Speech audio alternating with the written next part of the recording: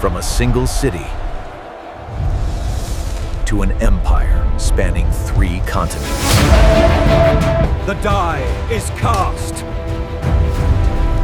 One man would destroy the Republic forever.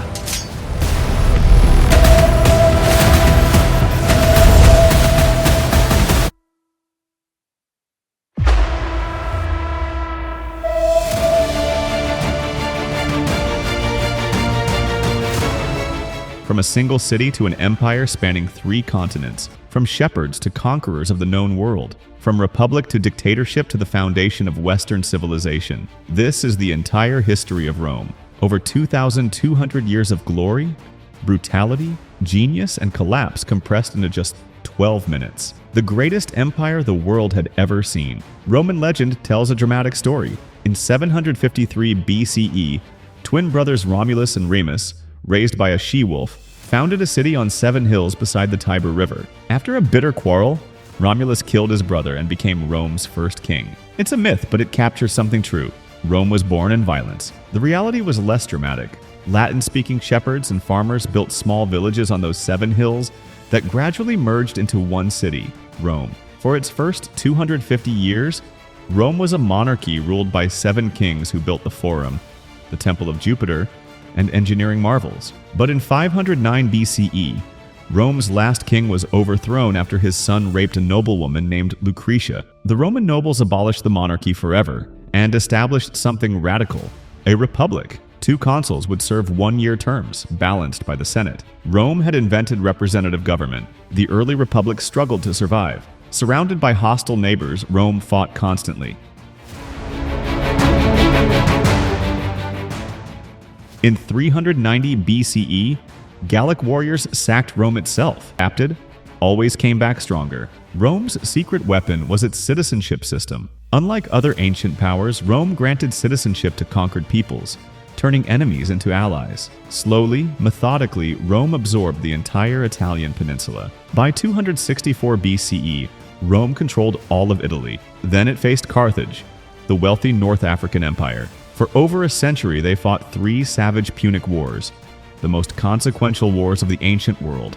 The First Punic War lasted 23 years. Rome built an entire navy from scratch and defeated Carthage in 241 BCE, seizing Sicily. But the Second Punic War was the real test. In 218 BCE, Carthaginian general Hannibal did the impossible. He marched 90,000 men and 37 war elephants over the Alps into Italy. For 15 years, Hannibal ravaged Italy, crushing Roman armies. At 50,000 Romans died in a single day. Rome's worst defeat ever. Rome's situation seemed hopeless, but Rome refused to surrender. Young General Scipio Africanus took the war to Africa itself, forcing Hannibal home. At Zama in 202 BCE, Scipio crushed Hannibal's forces. Carthage was finished. Rome emerged as the Mediterranean's dominant force. The Third Punic War in 146 BCE was pure vengeance.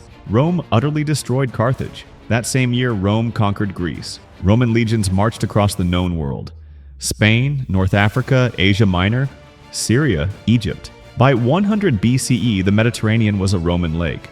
Wealth flooded into Rome from conquered territories, but this wealth was destroying the Republic. The Roman Republic was designed for a small city-state, not a vast empire. The gap between rich and poor widened dramatically. Small farmers lost their lands to wealthy plantation owners using slave labor. Displaced Romans flooded into the city, unemployed and angry. In 133 BCE, Tiberius Gracchus tried to redistribute land to poor citizens. The Senate had him murdered. His brother Gaius met the same fate. Roman politicians would now solve disputes with violence rather than compromise.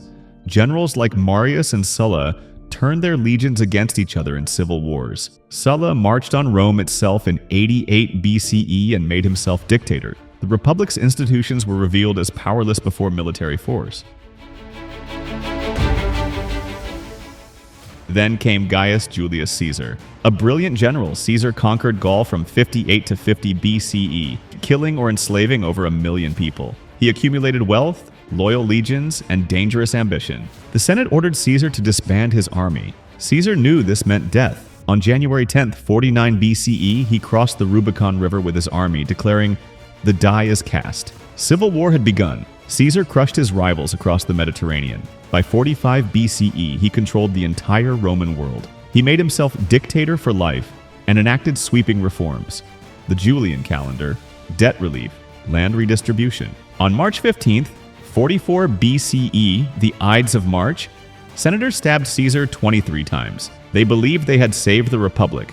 Instead, they destroyed it. Caesar's adopted heir, 18-year-old Octavian, defeated Caesar's assassins and his rival Mark Antony. By 31 BCE, Octavian stood alone. In 27 BCE, he claimed to be restoring the Republic while concentrating all power in his hands. The Senate gave him the title Augustus. The Republic was dead. The Roman Empire had begun. Augustus ruled for 41 years, transforming Rome from brick to marble. He established professional legions, built roads and aqueducts, and brought stability. His reign began the Pax Romana, 2 centuries of prosperity unmatched in ancient history. The empire reached its greatest extent under Emperor Trajan. Roman borders stretched from Scotland to the Persian Gulf. Over 60 million people lived under Roman rule, roughly 20% of the world's population. Roman engineering astounds even today. Aqueducts carried millions of gallons of fresh water. Roman roads connected the empire. The Pantheon's concrete dome, built in 126 CE, remains the world's largest unreinforced concrete dome. Rome itself held over 1 million people. Roman culture shaped Western civilization. Latin evolved into French, Spanish, Italian, Portuguese, and Romanian. Roman law became the foundation for Western legal systems. Roman architecture inspired buildings worldwide. The concepts of citizenship, senate, and republic, all Roman inventions. But Rome had a dark side. Perhaps 30% of Italy's population were enslaved. Gladiatorial games saw thousands die for entertainment. The Jewish revolt of 66 to 73 CE ended with Jerusalem destroyed and 1 million Jews dead. Rome's glory rested on brutal oppression. The 5 good emperors ruled from 96 to 180 CE, giving Rome its golden age. But when Marcus Aurelius died and his son Commodus became emperor, the decline began. Commodus fought as a gladiator, bankrupted the treasury, and was strangled by his advisors in 192 CE. The 3rd century was catastrophic.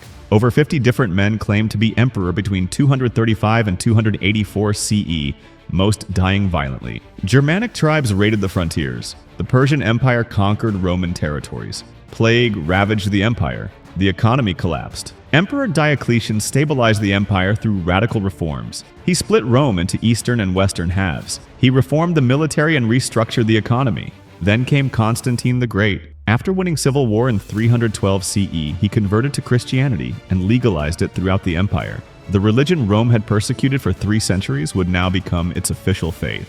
Constantine moved the capital to Constantinople, modern Istanbul.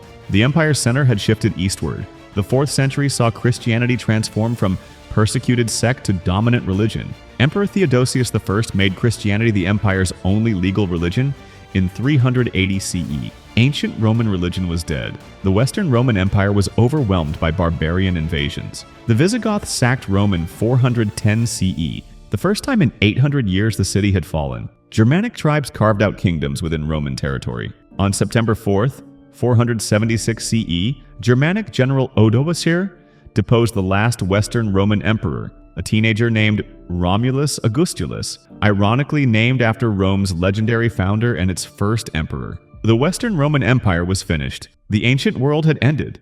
The Middle Ages had begun. But Rome didn't really die. The Eastern Roman Empire, the Byzantine Empire, endured for another 1,000 years. Constantinople remained Christian civilization's capital, preserving classical knowledge and Roman law. Not until 1453, when Ottoman Turks conquered Constantinople, did the Roman Empire truly end, exactly 2,206 years after Rome's legendary founding.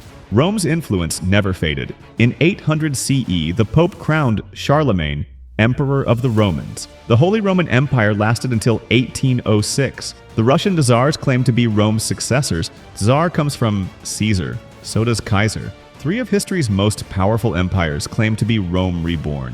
Modern European languages evolved from Latin. Legal systems worldwide use Roman law principles. The calendar we use is Julius Caesar's creation. Words like Senate, Republic, Citizen, Constitution are all Latin. Rome gave Western civilization its foundation: universal law, civic duty, infrastructure as government responsibility, professional armies, bureaucratic administration, all Roman innovations that define modern life. From 7 hills to an empire spanning the known world, from shepherds to senators, from republic to dictatorship, from pagan empire to Christian civilization, Rome's story is Western civilization's story. The Romans were brutal conquerors who enslaved millions. They were also brilliant engineers who built wonders that last millennia. Rome contained multitudes, glory and horror, genius and cruelty. 2,000 years later, Rome still shapes everything. The empire fell, but the idea of Rome, that civilization could unite diverse peoples under universal law, never died. Which era fascinates you most? The Republic's rise, the Empire's glory, or its dramatic fall? Rome wasn't built in a day, but its legacy will last forever.